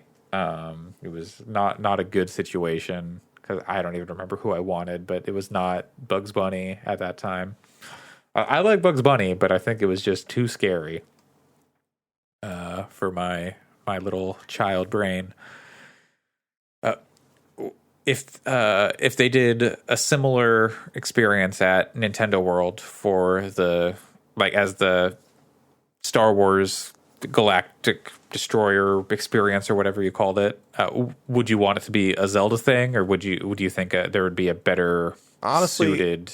I would rather it be a Pokemon thing. Sure, I think because I think if you're asking me what world I want to like exist in for a 100%. Weekend, I think I would rather have it be Pokemon. But the thing is, it would only be worth it if they figured out a way to make Pokemon run around everywhere. They get Boston Dynamics to stop making military robots, and they make Pokemon robots, and they cover them in flesh and skin and fur and everything. Yeah, perfect. I mean, I don't know how you do it, but I would need the experience. If you're going to charge me $5,000 to go to a Pokemon themed weekend, I better be able to $10,000 a night, hold a fucking Pokeball and throw it at a physical object and then catch the Pokemon. Mm-hmm. And I don't know how you do that. There may be a clever way to Imagineer that, but I don't know how you do it. Yeah.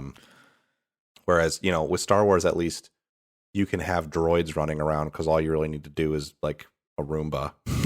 They could probably do some like fancy hologram shit. Yeah, I think that it's possible, but it would be tough. Yeah, If you definitely. even, and I would be fine with if they were like, okay, but you got to wear these lightweight glasses all the time. Uh-huh.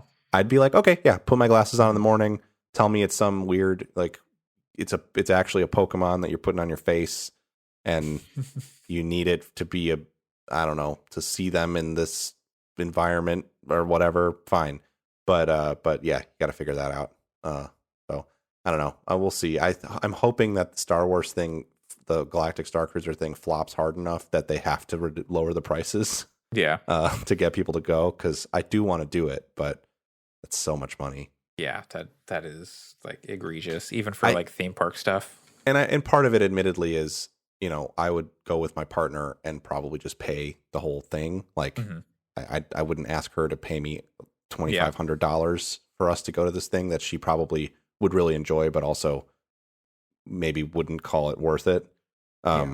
It would, if the situation arose where she was like, fuck that, I don't want to do that at all, go with one of your friends, and one of my friends was like, hey, we could split this. Yeah. I could see maybe paying half of that price, but it's just 2 nights. Yeah. Which is just like fucking crazy to me. Yeah. If it were 3 nights even, that would feel a little bit better, but it's like you get there and then you check in Friday morning and you're out by Sunday afternoon. Yeah. It's rough. Yeah. Well, speaking of rough, our last story about everyone's favorite game as service, The Avengers is finally getting its promised Wakanda update in like 10 days, August 17th. I was thinking it was September for some reason, so maybe I'm dumb, and let me double check, but I could have sworn I read August 17th. I think you're right. I think I read the same thing. Okay. So for me personally, like they'd have to like basically revamp the entire game to get me on board. Okay. Yeah. Because you were much more down with it than I was. I was much more down with it, and then I decided to try it on PS5, and I liked it a little bit more there, but going back through the story made me realize that I don't even think I liked the story as much as I thought I did at the time. It's fine, but it's the as I was going through the story, I started hitting the missions that are like in the service game areas and stuff, and I was like, this fucking sucks. I don't want to do this at all. Yeah. And it really made me realize that I am a lot more down on that game than I initially was, and so they would have to do a lot. I heard some people saying that the multiplayer mega hives are actually pretty cool that they finally added, but I don't. It's. I heard the latest and like the whatever, like the mega hive or like the end game thing they added recently was like not good. Yeah, maybe I don't know. It's hard to say. Like opinions on that game still seem, at least the people who talk about it still like seem kind of all over the place. But yeah, I don't know that they say this is gonna add the most content of any update they've done so far. The problem isn't the amount of content is the issue. It's the way like that the variety they make you play it, and the way you play it, the style of content. Yeah, I don't know. They would need to. What I think, I don't know. I don't know that there's a way that they can make a compelling loot-based service game out of Avengers, out of Marvel. I just don't think that it exists. I think there is a way to make a service game out of it where it's more focused. It's more of, well, you know what? I take that back. They did. They made that Marvel Heroes game, and that game was good. And I think that's the way. Because I just want the game to be about character kits and learning how to deploy them in ways that is cool. That's what those games should be. Also, Mario Party 10 fucking sucks. I'm watching this car of people. They're rolling a 5 over and over again and getting sent to a space that sends them back 5 spaces. And it's happened 3 times in a row. Jesus, it just happened again. You could tune in to twitch.tv/gamingfix every Saturday morning to derail us. To see Mario Party minigames played through. I don't know how Alex is able to do this and not come. I don't think he watches. He must not watch the it. Stream. Yeah. It's impossible for me to not watch it because of the way I have it set up. And holy shit, this game sucks ass. I would much rather play Avengers than Mario Party 10. No, I'm with you there. It does seem like, as far as I know, this is the end of their announced roadmap for at least 2021. Yeah. Which would, like, Spider-Man is still coming. I don't think Spider-Man's eventually. Coming. I think they're going to shut this game down. Maybe. I mean, people are like not playing it. Yeah. I mean, maybe and honestly, Wakanda brings some people back, but unless it's like revolutionizing the game, like, people are just going to bounce back off. I feel like and they need to make it so you can get in there as fast as humanly possible from like the end of the game, like the end of like the story, because most people probably stopped right around there, because I know I did. I don't want to play the story through to the end. I would check out the Wakanda stuff, but I don't. Sure. I don't want to go. And you can. I know there are ways to bypass the story, but I don't want to do that either. Yeah. Well, you switch platforms, so like someone like me who. Like, I played one mission of the Kate Bishop stuff that they added, and I went, okay, I don't need to play this anymore. Like, that was when I got my PS5. I'm like, I'll try it on PS5, see if the performance being better helps or anything. It didn't. I mean, the performance was fine. It didn't help me, like, enjoy the game more. Yeah. But, so, like, if I have to go through and, like, play all the Kate Bishop stuff, all the Hawkeye stuff, whatever else DLC they've put in, whatever expansion stuff, before I can do the Wakanda stuff, absolutely not. Yeah. No way. I guess I just don't see how the Wakanda stuff is going to bring people back when it doesn't address people's problems with the game. And it seems like they have not to pick on them too hard, but they have not done any of the stuff that people, it's like they're kind of building an echo chamber of the very small number of people who enjoy playing it. Mm-hmm. And just delivering content for those people, which would be fine if this wasn't a Square Enix game, I think. Mm-hmm. And if I'm a Square Enix boss, even as someone who is not interested in laying people off, I wouldn't lay anybody off or shut down Crystal Dynamics or anything. But I would say, this is not working. Skeleton crew on it to maintain it and do basic updates to it. You guys figure out what you want to do next, because it's not going to be this game. If you want to make a sequel to this game and try again, maybe, but this ain't it. And it's not gonna happen. Because I just don't think it's. I think if there wasn't some writing on the wall there, I think this Wakanda thing is kind of the shot, because they haven't talked about Spider-Man at all, really, that I've seen anyway. Yeah. So if Spider-Man's still coming, I think it's contingent on this update bringing some people back. I mean, if presumably Sony gave him some money, and I would, but yeah, like, do they just have to like write it off and like, here's your money back, or I don't know. I mean, it's a cost thing, right? Like, I mean, it may be worth it to Square Enix to just say, sorry, here's your $5 million back or whatever they paid. We don't. It's not working. It's not worth it for us. It's not worth it for you. Because if having Spider-Man would be like, get people to buy the game, play it on PlayStation, and it did that.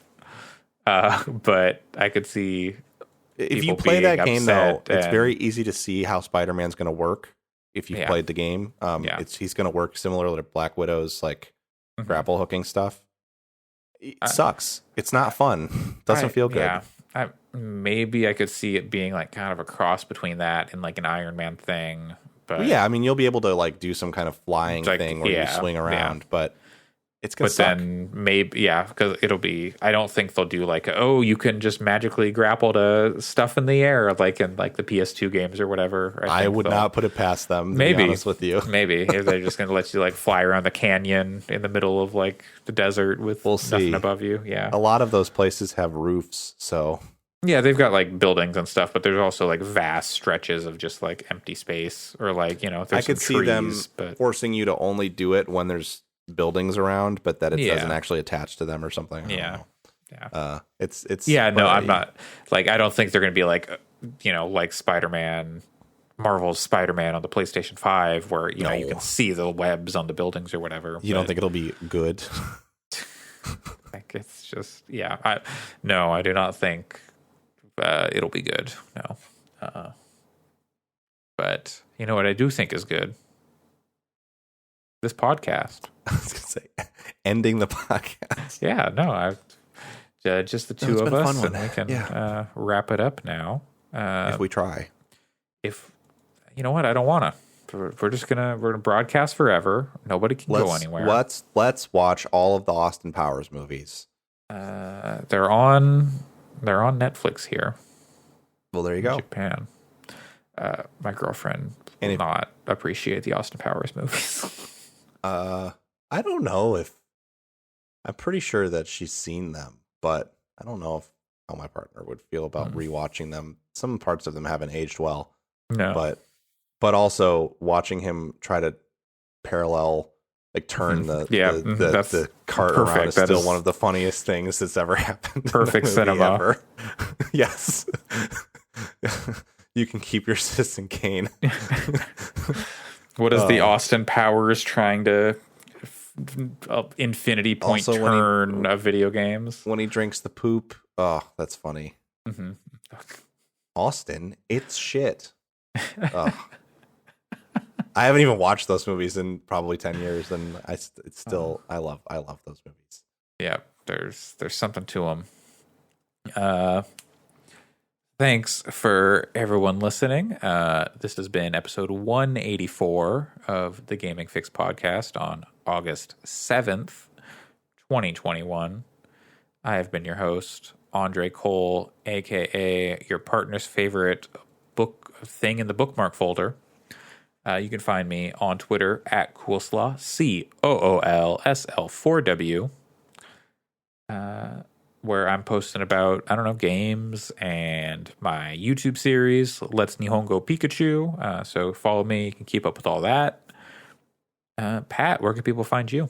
Find me at PJC Plays, and I'll probably I want to do more streaming. I've said that in the past, and I think I'm going to try to stream some more racing here and there, but also just some general stuff. I might try to get back to streaming on Sunday mornings.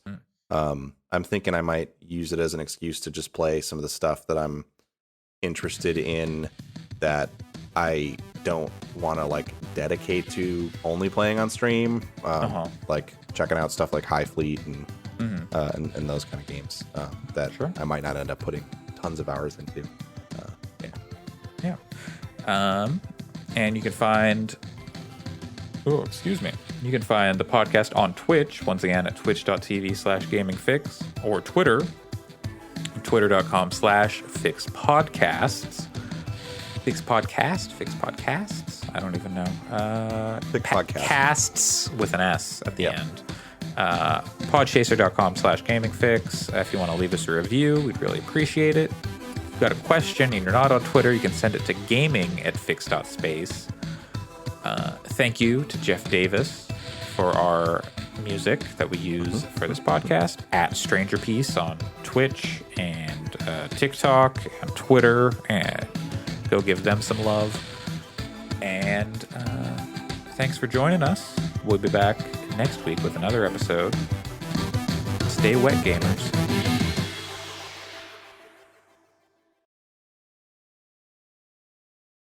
That's a podcast.